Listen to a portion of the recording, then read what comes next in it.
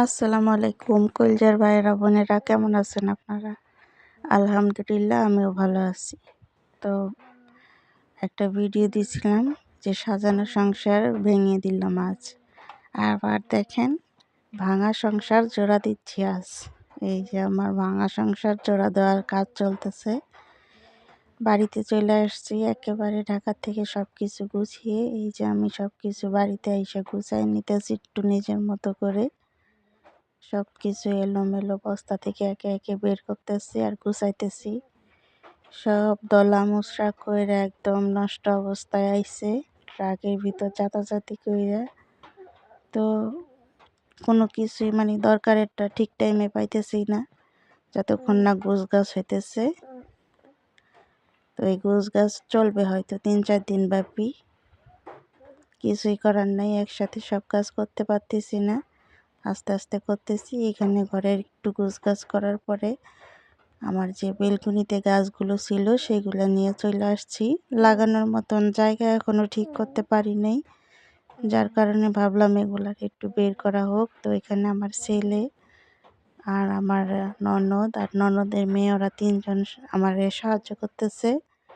গাছগুলা বের করা হইতেছে, বের করে এগুলার একটু রেস্টে দেওয়া হবে, কারণ খুব খারাপ অবস্থা। গাছগুলো সব হেলে গেছে, ভেঙে গেছে। আমার অ্যালোভেরাগুলো তো একদম অবস্থা খুবই খারাপ। এই যে দেখেন, এগুলো সব আমার বেলকুনিতে ছিল। এখানে অনেক রকমের গাছ আছে, বোম্বা মরিচের গাছ, তারপর খেজুরের চারা আছে। ওই যে যেটা বের করলো ওইটা হচ্ছে মালটার চারা, আরও আছে কমলার চারা, আরও অ্যালোভেরা এগুলো আছে। আমের গাছ আছে একটা ছোট্ট, এটা লাগাই দেওয়া লাগবো।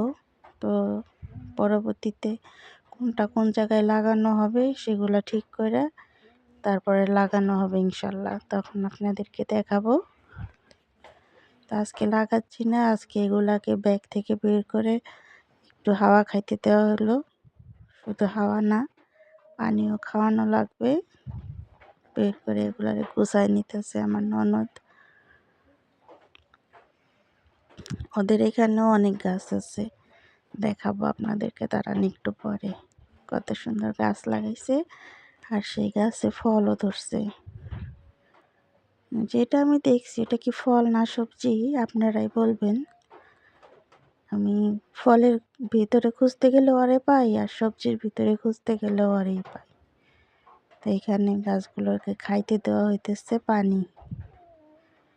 গাছের খাবার হলো পানি, তো এইগুলাই ওরে দেওয়া হইতেছে মগ ভর্তি করে। অনেকগুলা গাছ ছিল আমার বেলকনিতে, মাশাআল্লাহ। গাছগুলা কিন্তু সুন্দর, আশা করি মাটিতে লাগানোর পরে আরো সুন্দর হবে। আর গ্রামের বাড়ি আইসা দেখি প্রচুর শীত পড়ছে এখানে, মানে ঘর থেকে বের হওয়াই যায় না, এরকম শীত পড়ছে, প্রচুর শীত। সবাই বলতেছে এত শীত পড়ছে আর তোমরা এই টাইমে আসলা। তো চলেন যাই, আর বেশি দেরি না করে ওদের একটা নতুন সবজি গাছ, এই যেখানে একটা ছোট্ট বাগান, এখানে দেখেন এই যে ফুল আসছে, এটা হলো শসা গাছ।